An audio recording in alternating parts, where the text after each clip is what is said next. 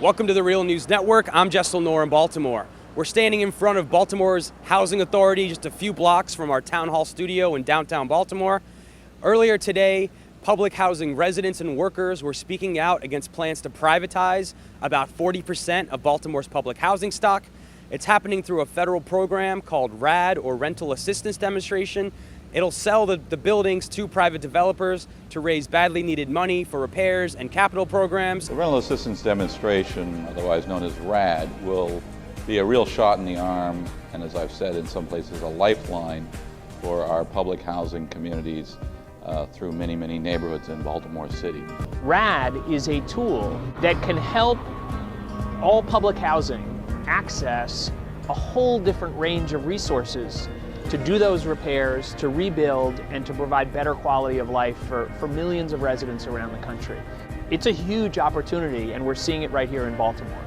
But public housing workers and residents are afraid they're going to lose their housing and their jobs if this goes through, and that's why they're speaking out today.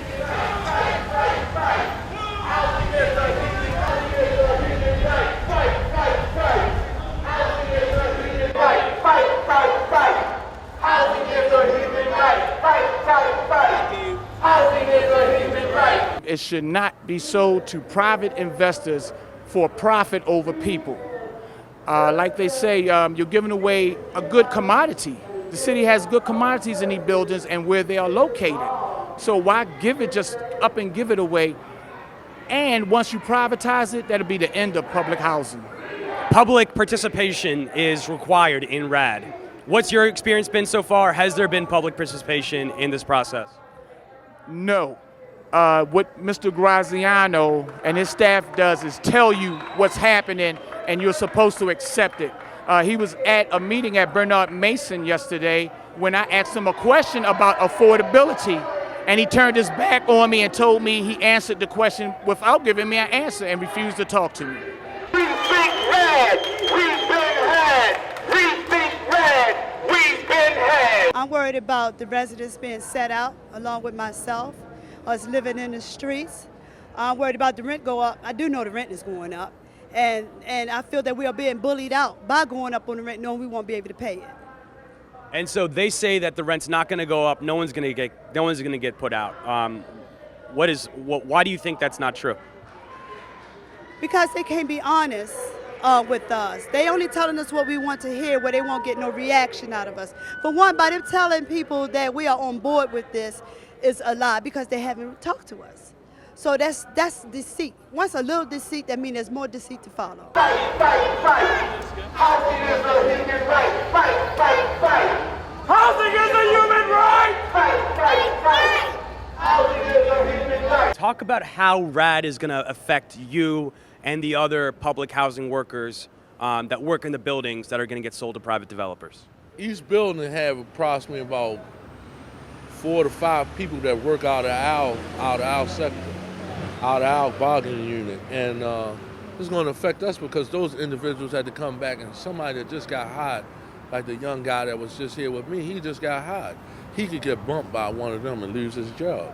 He got 2 kids, got a family to live, to take care of. What's going to happen to him? We will even have a life. Will we even have a life or anything left to fight? This determines our lives, so fight, fight, fight for your right, fight for your life. We have a lot of women here also. We have a lot of tenants that came through a program that we had, a tenant initiative program. Well, you took them off of Section 8, out of the program, made them individuals and made them successful members of society and working and gave them all that confidence and what's the name. Now you're going to terminate them or let them go, and then they got to get all the way to the back of the line in order to apply for Section 8 and housing again, and they have kids and things.